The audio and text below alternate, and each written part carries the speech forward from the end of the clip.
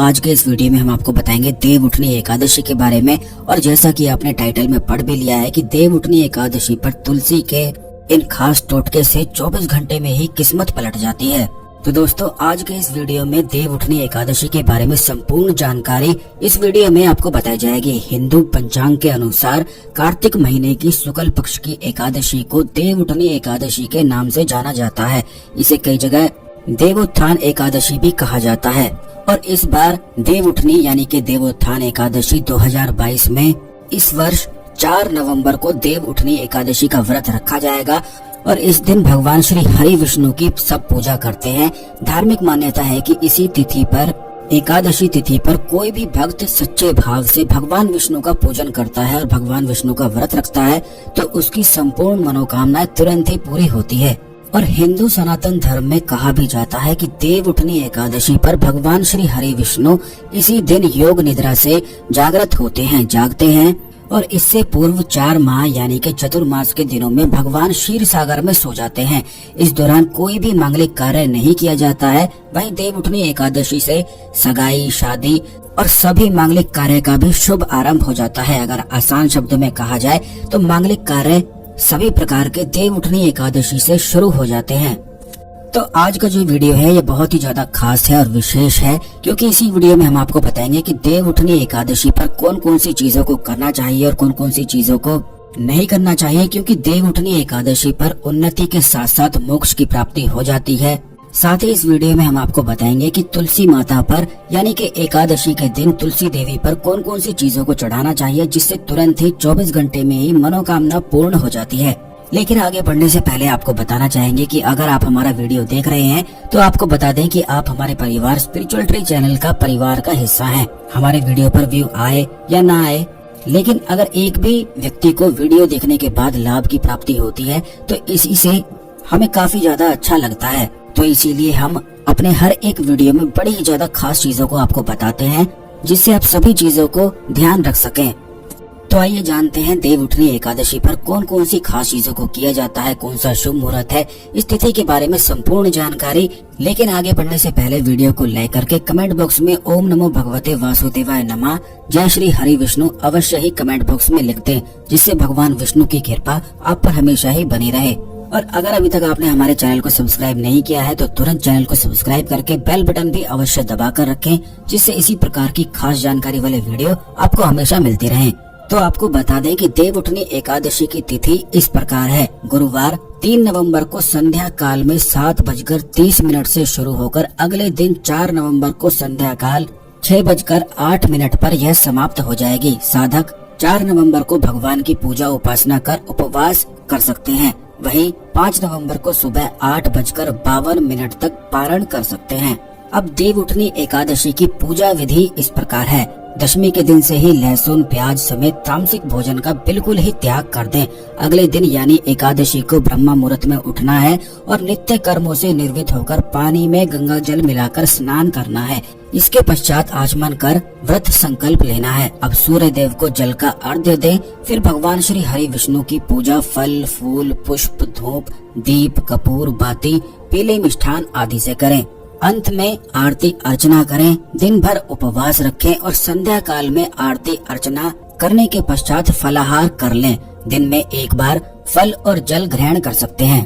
5 नवंबर को नित्य दिनों की तरह पूजा उपासना कर पारण करें। इसके बाद ब्राह्मणों और जरूरतमंदों को अन्न दान कर भोजन ग्रहण आप कर सकते हैं। तो चलिए अब जानते हैं कि देवउठनी एकादशी पर कौन कौन से खास उपाय को किया जाता है जिससे आपकी उन्नति बढ़ सके, बंद किस्मत के ताले खुल सके। क्योंकि काफी लोग हमसे इस बारे में बताते हैं कि वे काफी ज्यादा मेहनत करते हैं लेकिन फिर भी सफल हो नहीं पाते हैं। यानी कि उनके जीवन में पैसों की तंगी बहुत ही ज्यादा चलती रहती है और स्थिर लक्ष्मी का वास उनके घर में हो नहीं पाता है। और अधिकतर बहुत सारे लोगों के साथ ऐसा ही होता है, क्योंकि लक्ष्मी देवी को चंचला देवी कहा जाता है। क्योंकि लक्ष्मी देवी कहीं पर भी एक जगह नहीं टिकती है, इसीलिए चंचल होती है। लेकिन धर्म शास्त्र में लक्ष्मी को स्थिर करने के लिए काफी ज्यादा उपाय भी बताए गए हैं।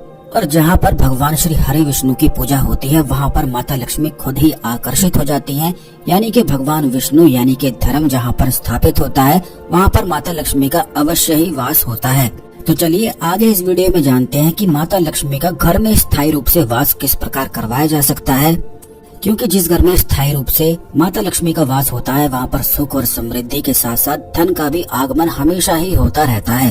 काफी लोग हमसे इस बारे में पूछते हैं कि उनको नौकरी जहाँ पर वह करते हैं वहाँ पर नौकरी में प्रमोशन उन्हें नहीं मिल पाता है, या फिर जिन लोगों को नौकरी आसानी से मिल नहीं पाती है, जिन्हें बहुत ज्यादा स्ट्रगल करना पड़ता है, तो देव उठनी एकादशी पर इन खास उपायों को करके लाभ उठाया जा सकता है। तो सबसे पहला उपाय तो दोस्तों इस प्रकार है कि देव उठनी एकादशी पर अगर भगवान विष्णु को दूध और केसर मिलाकर अभिषेक करवाया जाता है तो इससे हर प्रकार की मनोकामना तुरंत ही पूरी होती है। जैसे कि अगर आपको नौकरी नहीं मिल पा रही है तो दूध और केसर मिलाकर भगवान विष्णु को अवश्य ही अभिषेक करा दें, इससे सारी मनोकामना पूर्ण आपकी हो जाएगी। अगर कर्ज में डूबे हैं और धन संबंधी परेशानियों से बाहर निकलना चाहते हैं तो एकादशी के दिन पीपल के पेड़ पर जल अवश्य ही अर्पित कर दें। शाम के समय पीपल के नीचे दीपक अवश्य ही जलाएं। ऐसा करने से जल्दी ही कर्ज से मुक्ति मिल जाती है। अगर पर्स में हमेशा पैसा बनाए रखना चाहते हैं तो एकादशी के दिन भगवान विष्णु को पैसे चढ़ाएं और उन्हें अपने पर्स में रख लें। ऐसा करने से व्यक्ति को धन का लाभ होता है और व्यक्ति का पर्स बिल्कुल भी कभी भी खाली नहीं रहता है। ज्योतिष शास्त्र के अनुसार अगर धन में वृद्धि चाहते हैं तो भगवान विष्णु को तुलसी पत्र के साथ सफेद रंग की चीज का भोग अवश्य ही लगा दें। ऐसा करने से शुभ फलों की प्राप्ति होती है। यह जो उपाय हैं ये शास्त्रों में वर्णित उपाय हैं, शास्त्रों में लिखे गए हैं, इसीलिए बड़े ही ज्यादा खास ये उपाय है और इनसे संपूर्ण प्रकार की मनोकामना तुरंत ही पूरी होती है। अब आपको बता दें, कोई जरूरी काम अगर आपका है जो काफी लंबे समय से अटका हुआ है, क्योंकि काफी लोग हमसे इस बारे में पूछते हैं कि उनके बहुत सारे ऐसे कार्य हैं जो अटके हुए हैं और हो नहीं पा रहे हैं, ऐन मौके पे आके रुक जाते हैं। तो देव उठनी एकादशी पर आपको केवल इतना करना है कि भगवान विष्णु के मंदिर में जाकर नारियल और बादाम अर्पित अवश्य ही कर दें। इससे सभी कार्य संपन्न होंगे और सफलता मिलेगी।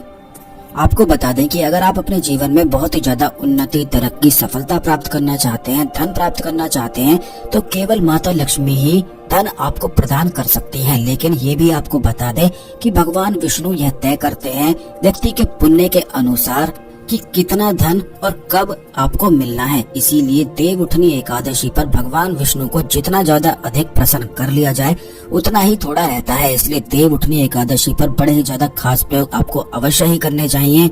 इसलिए इस बात का ध्यान रखें कि देव उठनी एकादशी पर अपने घर से भगवान विष्णु के मंदिर बिल्कुल आपको नंगे पैर जाना है। ऐसा करने से जितने भी दुष्कर्म आपके होते हैं, क्योंकि व्यक्ति को उसके कर्मों के अनुसार ही फल की प्राप्ति होती है, तो अगर इस प्रकार आप करते हैं, अपने घर से भगवान विष्णु के मंदिर बिल्कुल नंगे पैर जाते हैं तो इससे पुण्य फल की प्राप्ति होती है। और जैसे ही जब भी अगर किसी व्यक्ति के पुण्य बढ़ जाते हैं तो तुरंत ही उसकी जिंदगी बिल्कुल पलट जाती है, उसकी किस्मत बलवान हो जाती है, भाग्य चमक जाता है और जितने भी उसके सोचे हुए कार्य हैं वे निर्विघ्न बिल्कुल संपन्न होने लग जाते हैं। इसी के साथ आपको बताना चाहते हैं कि वह कौन से 18 उपाय हैं जिन्हें विशेष रूप से ध्यान रखना चाहिए। 18 बातें जिनको अगर कोई भी व्यक्ति ध्यान रखता है तो निश्चित ही सफल आप हो जाएंगे। सफलता प्राप्त करने के लिए ये 18 उपाय मुख्य रूप से ध्यान रखने चाहिए। फिर से इसी के साथ आपको याद दिला दें, अगर आपने कमेंट बॉक्स में जय श्री हरि विष्णु नहीं लिखा है तो तुरंत जय श्री हरि विष्णु अवश्य ही लिख दें, जिससे भगवान विष्णु की कृपा आप पर हमेशा बनी रहे। तो दोस्तों, देव उठनी एकादशी पर इन 18 बातों का ध्यान अवश्य ही आपको रखना है। सबसे पहला तो यह है कि तुलसी के पौधे के चारों तरफ स्तंभ या खंबे अवश्य ही बनाने चाहिए, जिसके बाद उस पर तुरंत सजा ले, रंगोली से अष्टदल कमल की सजावट करें और शंख, चक्र और गाय के पैर अवश्य ही बना लें, क्योंकि ऐसा अगर देव उठनी एकादशी पर किया जाता है और जिस भी घर में किया जाता है वहाँ पर भगवान विष्णु के साथ माता लक्ष्मी स्थायी रूप से वास करती हैं और देव उठनी एकादशी विशेष होती है। तो इन चीजों का अवश्य ही ध्यान रखें। इसी के साथ तुलसी के साथ आंवले का गमला अवश्य ही लगा लें। तुलसी का पंचोपचार स्वर्ग पूजा करें। देव उठनी एकादशी पर तुलसी की पूजा सर्वश्रेष्ठ बताई गई है। दशाक्षरी मंत्र से तुलसी का आवाहन करें। जो लोग दशाक्षरी मंत्र नहीं जानते हैं उन्हें बता दें, दशाक्षरी मंत्र इस प्रकार है: श्रीम ह्रीम क्लीम एम वृंदावने स्वाहा। तो इस प्रकार से इसी मंत्र से आपको पूजा करनी है। घी का दीप और धूप अवश्य ही दिखा दें।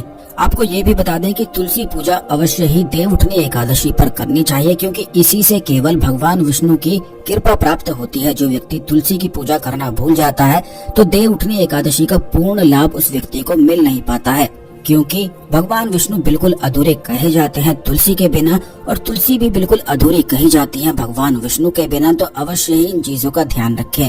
सिंदूर, रोली, चंदन और नैवेद्य अवश्य ही चढ़ा दें। तुलसी को वस्त्र अलंकार से सुशोभित कर दें, जिसके बाद लक्ष्मी अष्टोत्र या दामोदर अष्टोत्र का पाठ करें।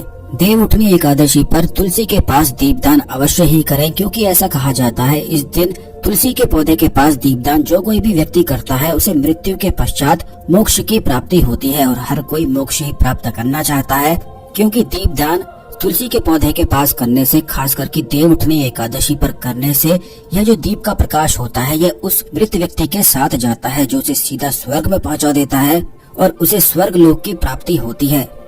खास करके आपको ये भी बता दें कि दीपदान जो कोई भी व्यक्ति करता है, अगर किसी व्यक्ति के जीवन में पितृदोष होता है तो उसके पितरों को भी संतुष्टि प्राप्त होती है, क्योंकि भगवान श्री हरि विष्णु को महापित्र कहा जाता है।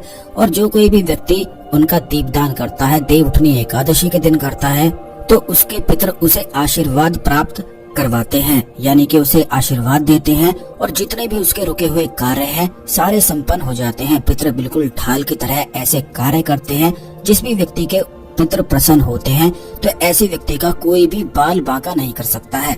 आपको बता दें कि एकादशी के दिन भगवान श्री हरि विष्णु को तुलसी चढ़ाने का फल 10,000 गोदान के बराबर बताया गया है। अगर आपके जीवन में धन की समस्या रहती है तो हरि विष्णु को तुलसी का दल अवश्य ही चढ़ा दें। अब जिन दंपतियों के यहाँ संतान ना हो तो वो तुलसी नामाष्टक का पाठ अवश्य ही कर लें। खास करके जिन लोगों के शीघ्र विवाह के योग नहीं बन पाते हैं, क्योंकि काफी लोग हमसे इस बारे में पूछते हैं कि उनका विवाह नहीं हो पाता है, या फिर विवाह के बाद लड़ाई झगड़े अगर आपके घर में बहुत ही ज्यादा अधिक होते हैं, तो तुलसी नामाष्टक के पाठ से न सिर्फ शीघ्र विवाह होता है, बल्कि बिछड़े संबंधी जो होते हैं, जो आपको छोड़कर चले गए होते हैं, वो भी करीब आते हैं। क्योंकि कई बार ऐसा होता है कि आपस में बैर हो जाता है तो लोग अलग अलग हो जाते हैं, तो इसीलिए तुलसी नामाष्टक का पाठ अवश्य ही कर लें। नए घर में तुलसी का पौधा, श्री हरि नारायण का चित्र या प्रतिमा लेकर और जल भरा कलश लेकर प्रवेश करने से नए घर में संपत्ति की बिल्कुल भी कभी कभी नहीं होती है। यह कुछ ऐसी बातें हैं जो बड़ी ही ज्यादा खास और महत्वपूर्ण है, जो काफी लोगों को पता नहीं होती है। जब भी आप नया घर लेते हैं तो इस उपाय को अवश्य ही कर लें। कारोबार में सफलता के लिए गुरुवार को श्यामा तुलसी का पौधा पीले कपड़े में बांधकर ऑफिस या दुकान में अवश्य ही रख लें। नौकरी में इससे बड़ा प्रमोशन होता है। और अगर आप अपने घर में स्थायी लक्ष्मी का वास करना चाहते हैं तो तुलसी मंत्र का जाप अवश्य ही आपको करना चाहिए। यह मंत्र इस प्रकार है: ओम श्रीम तुलसी विद्महे विष्णु प्रियाय धीमहि तन्नो वृंदा प्रचोदयात्। इस मंत्र का जाप करने से उस घर में स्थायी लक्ष्मी का वास होता है। अगर आपके जीवन में ग्रह दोष बहुत ही ज्यादा अधिक होता है या फिर काल सर्प दोष होता है तो देव उठनी एकादशी के दिन तुलसी माता की 108 बार परिक्रमा अवश्य ही संपूर्ण परिवार मिलकर जरूर ही कर लें। इससे सभी लोगों में आपस में प्रेम बनता है और उस घर में सुख और समृद्धि बढ़ते ही चली जाती है। तो दोस्तों, आशा करते हैं इस वीडियो में बताई गई सारी जानकारी आपको पसंद आई होगी। इस खास जानकारी को अन्य लोगों के साथ अवश्य शेयर कर दें, जिससे सभी लोग इस जानकारी का लाभ उठा के अपने जीवन में आगे बढ़ सकें।